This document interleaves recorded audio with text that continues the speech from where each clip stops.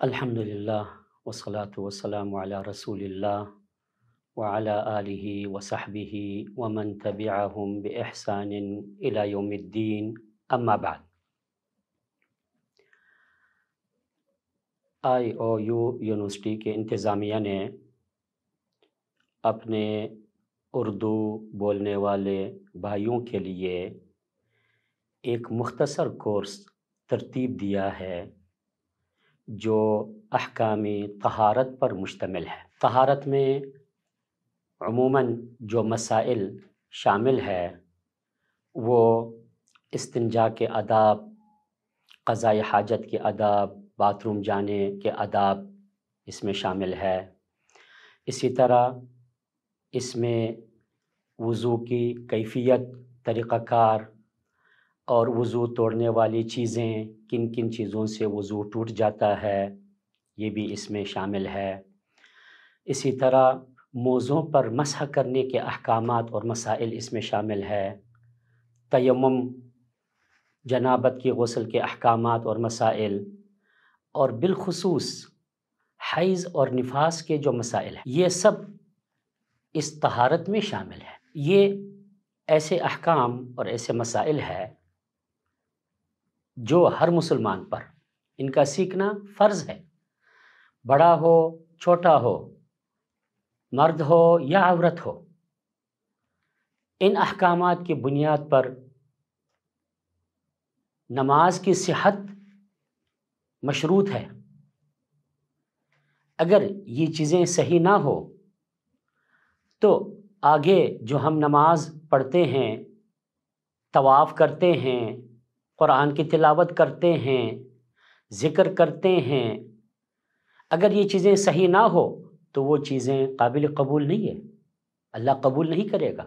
اس لیے ان چیزوں کا سیکھنا انتہائی ضروری ہے، اور الحمدللہ ہم نے یہ جو طہارت کے احکام اور مسائل ہے تفصیل کے ساتھ ہم اس کے متعلق اس پر گفتگو کریں گے، اور ایسے تفصیل کے ساتھ کہ جو آدمی اس کو سن لیتا ہے، مرد ہو یا عورت ہو، بڑا ہو یا چھوٹا ہو، انشاءاللہ ان کو سوال کرنے کی ضرورت پیش نہیں آتی ہے، مکمل طہارت کے احکام سیکھ سکتا ہے۔ لیکن ایک دفعہ سننے پر اکتفا نہ کرے، بار بار سنیے، یہ انتہائی ضروری ہے۔ اپنے بچوں کو بھی سکھا دیجیے، بچپن سے بچے کو ان احکامات مسائل کو سکھا دینا چاہیے، کیونکہ تا حیات یہ ساتھ چلتا رہے گا، تا حیات۔ تو جو بھائی اس کورس کو سن لیتا ہے تو انشاءاللہ نمبر 1، سب سے پہلے اللہ اس سے راضی ہو جائے گا، اللہ ثواب دے گا۔ نمبر 2، وہ جو بھی اللہ کے فرائض ہے، جو بھی فرائض ہے، عبادات ہے، نماز ہو، جنازے کا نماز ہو، نفل نماز ہو، جتنے بھی عبادات، قرآن کی تلاوت ہو، انشاءاللہ وہ ان چیزوں کو قرآن اور سنت کے مطابق صحیح طریقے سے ادا کر سکتا ہے۔ اور ہم نے اس انداز سے بیان کیا ہے کہ ہر مسئلے کے ساتھ قرآن اور حدیث کا دلیل موجود ہے اور صحابہ کے اقوال موجود ہیں، اور کوشش ہم نے یہ کی ہے کہ ہم مکمل سارے مسائل پر گفتگو کیا جائے، اور کوئی چیز ہم نے نہیں چھوڑی ہے۔ تو آپ مسلمان بھائیوں سے یہ درخواست ہے کہ آپ اس کورس کو، یہ اللہ کا احسان ہے کہ آپ کو یہ کورس آپ کے گھر پر آپ کو ملے گا، بیٹھ کر کے اپنے گھر میں آپ اس کو سیکھ سکتے ہیں۔